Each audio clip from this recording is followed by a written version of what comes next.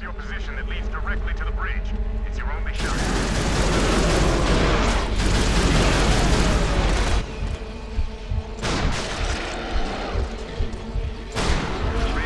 If I had to name a Sony game franchise that I would love to see return, it would either be Killzone or Resistance.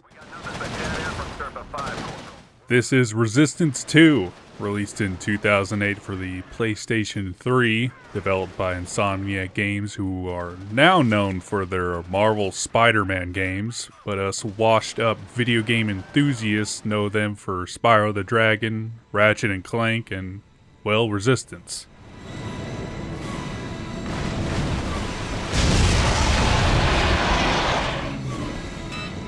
Set in a pseudo-futuristic 1950s, the game starts off immediately after the events of the first game. You again play as Nathan Hale, who this time is recruited into the Sentinels, who are other soldiers also infected with the Chimera virus. Instead of stopping a Chimeran invasion of the United Kingdom, you now try to stop a Chimeran invasion of the United States. Honestly, I love the setting of the game 10 times more than the story.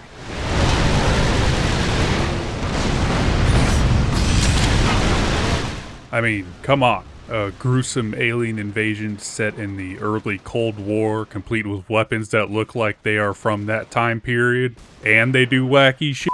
Bro, where do I sign?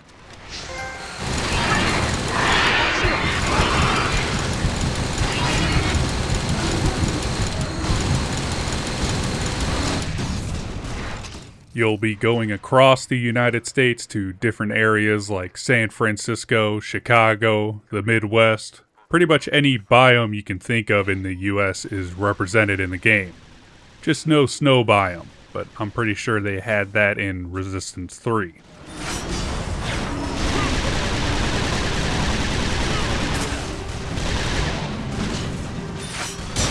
All the weapons act like they come straight out of Ratchet and Clank, with some of the secondary fire options they can do. You have your classic grenade launcher and double-barrel shotgun blast, but you also have stuff like the classic Chimeran bullseye rifle that tags an enemy and now makes all the bullets you fire go directly to them. Saw this in the first game, but I am damn glad to see it in the sequel.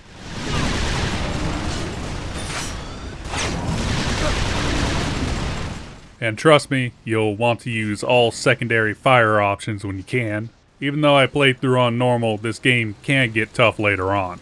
Unlike the first game, this has no health bar or health pickups, only regenerating health. A blessing and a curse, as sometimes it feels like Nathan Hale is made out of glass.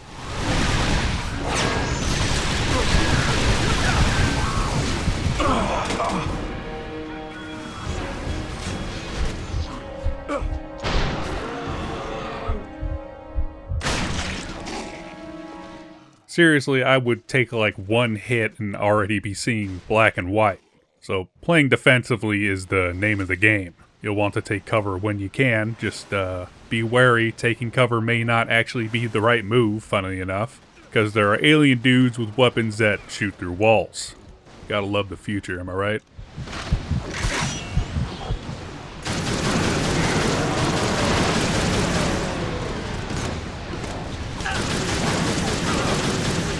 When it was released back in 2008, this was one of the games that showed off what the PS3 could do. And I think this game is most impressive in the scenes of large-scale battles like the levels in Chicago or San Francisco. But then again, I am a sucker for absolute chaos happening all around me, as I most enjoy war games where I just feel like being a cog in the machine. I don't know why. We love trench warfare here on this channel.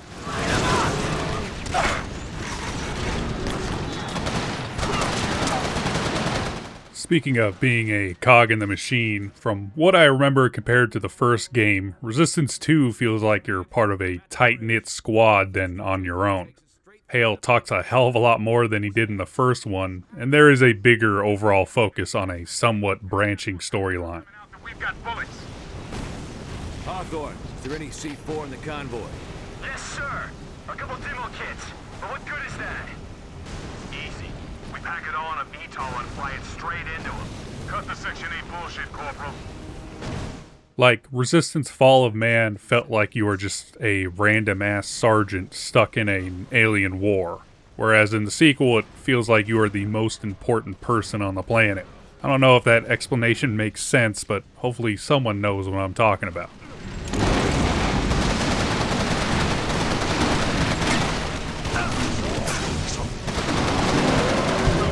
The campaign is relatively short. It took me around 6 hours to beat it on normal. While the short length is a bummer today, back when it was new it made sense because there was a massive multiplayer that came with this game that has since been taken offline since 2014. RIP. There also was a co-op mode.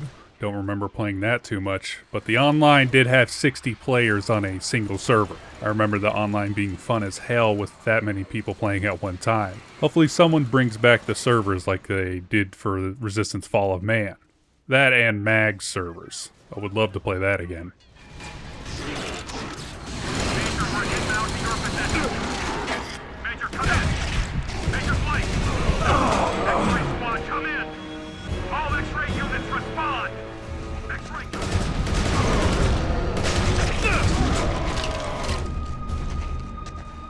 Regardless of a now dead multiplayer, I remember that this game, along with Little Big Planet and Metal Gear Solid 4, really started to turn the course of the rocking, but not sinking, PS3 ship.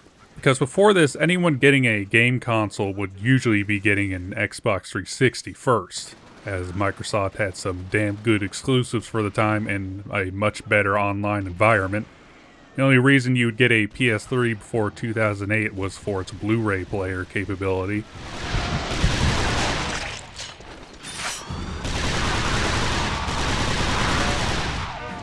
Like, sure, the online was free and had exclusives like the first Uncharted and Ratchet & Clank Tools of Destruction, but nothing that was really enticing like the games that would come out in 08 or 09.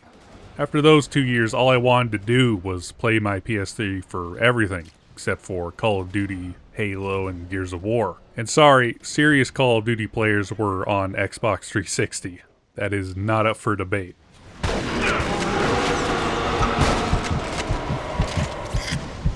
Starting after 2008, owning a PlayStation 3 was not something to be ashamed of in the schoolyard, especially after Microsoft started to go all in on Kinect and then came the announcement of the Xbox One. That one really gave PlayStation fans a chip on their shoulder. Didn't matter to me because I had both consoles by that time.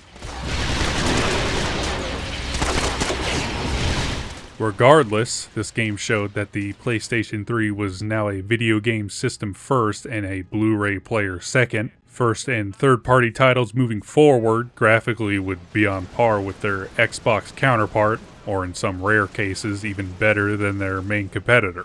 While the PS3 would always be behind in the online functionality compartment compared to Xbox Live, Sony would come back swinging with the PlayStation 4. Resistance 2 is a fun and good-looking game for the PS3, but I think it played a bigger role in setting the stage for what would become the PlayStation 3's comeback. If you're looking for an affordable title for your collection and for some reason don't have this yet, then go to your local video game store, if you still have one. So I'm sure they have a copy of this game on hand. And if they don't, get Killzone 2 instead. Both are excellent shooters on the PS3. So go play Resistance 2, available now at your local Circuit City, probably.